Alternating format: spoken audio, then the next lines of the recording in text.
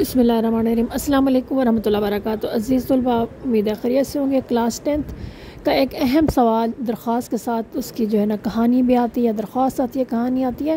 तो मैं आपके लिए कहानी लेके आई हूँ वफाख्तर चूंटी की, और इसका जो नतीजा है वो है एहसान का बदला एहसान या भलाई का बदला भलाई।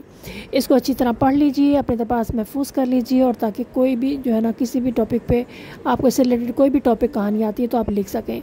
याद रखिएगा, थोड़ी सी माजरत खा हूँ क्योंकि मैंने जब ये बच्चों के लिए टाइप की थी तो ज़रा शॉर्ट फॉर्म उसमें फ़ॉन्ट में जो है ना वो मैंने टाइप की थी, जिस वजह से मेरे पास यही पिक थी। तो मैंने कहा क्यों ना आपके साथ शेयर करती चलूँ, क्योंकि अगर इसको मैं ज़्यादा बड़े फ़ॉन्ट में टाइप करती तो ज़ाहिर है फिर जो मैंने बुकलेट बनाई थी उसकी प्राइस बहुत ज़्यादा बन रही थी।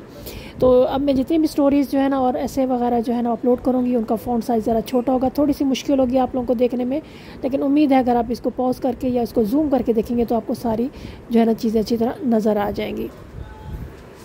अगर वीडियो अच्छी लगे तो लाइक करें और शेयर करें।